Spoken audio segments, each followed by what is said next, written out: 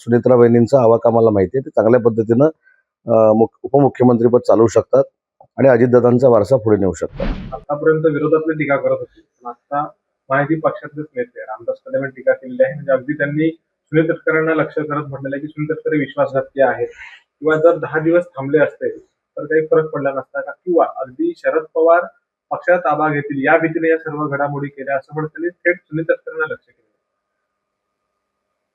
याचं उत्तर मी 2 दिवसापूर्वीच दिलेलं आहे की सुनेत्रा वहिनी राज्याच्या उपमुख्यमंत्री झाल्या याचं 100% समाधान आम्हाला सगळ्यांना आहे आणि माननीय अजितदादांचा वारसा त्या पुढे घेऊन जातील याच्याबद्दल देखील आत्मविश्वास माझ्यासारख्या कार्यकर्त्याला आहे.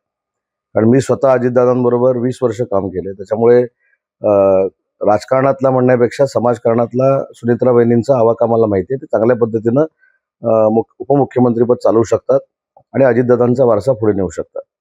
मी 2 दिवसापूर्वी पण हे सांगितलं होतं की जनतेच्या मनामध्ये काय, महाराष्ट्राच्या लोकांच्या मनामध्ये काय, ती भूमिका मी स्पष्ट पद्धतीनं मांडली होती. कोणी काय भूमिका मांडली हा त्यांचा वैयक्तिक प्रश्न आहे. अनेक वर्तमानपत्रातनं हे अग्रलेख देखील आलेले होते की सुनेत्रा वहिनींनी उपमुख्यमंत्री होणं ह्याच्यामध्ये कोणाला वाईट वाटलं अशातला अजिबात भाग नाही. पण इतक्या लवकर का झालं, हे करायला लावलं का, किंवा कोणी करून घेतंय का, अशा पद्धतीच्या शंका आम्ही काढत नाही आहोत. तुम्ही जर सोशल मीडियावर गेला किंवा इलेक्ट्रॉनिक मीडियाची बातमी बघत असताना खाली येणाऱ्या जर तुम्ही कमेंट्स बघितल्या तर ह्या महाराष्ट्रातल्या जनतेच्या लोकांच्या मनातल्या शंका आहेत. त्याच्यामुळे बाकी कुणी काय म्हटलं याच्यावर मला बोलण्याचा अधिकार नाही. परंतु सुनेत्रा वहिनी उपमुख्यमंत्री झाल्या याचं मनापासून माझ्यासारख्या कार्यकर्त्याला समाधान आहे, कारण त्यांच्यासमोरच मी राजकीय मोठा झालो आणि अजितदादांचा वारसा त्या नक्की पुढे घेऊन जातील हा देखील विश्वास आहे. एकूणच शिवसेना म्हणजे शरद पवारांची बाजू घेताना दिसते, कारण प्रताप सरनाईकांनी देखील वक्तव्य केलं, रामदास भाईंनी देखील तसं वक्तव्य केलं. त्यामुळे कुठेतरी राजकीय घडामोडी पाहता बाजू नाही, इथं शरद पवार साहेबांची बाजू घेण्याचा प्रश्नच येत नाही. बघा, शरद पवार साहेबांची बाजू घेण्या एवढे म्हणजे मी माझं वैयक्तिक सांगतो, आम्ही काय मोठे नाहीत, कारण त्यांनी देशाचं नेतृत्व केलेलं आहे. त्यांचा पक्ष हा वेगळा पक्ष आहे आणि अजितदादांचा पक्ष हा वेगळा पक्ष आहे. त्याच्यामुळे मुद्दा असा राहतो की जनतेच्या मनातलं जे काय ते लोकप्रतिनिधींनी मांडलं पाहिजे.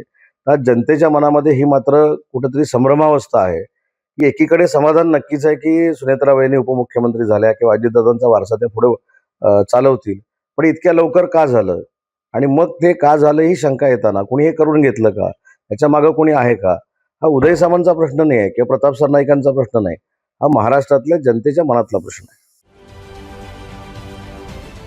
महाराष्ट्रातील सर्व बातम्यांचे विश्वासार्ह व्यासपीठ,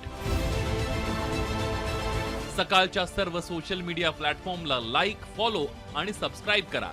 तसंच सर्व नोटिफिकेशनसाठी बेल आयकॉन प्रेस करायला विसरू नका.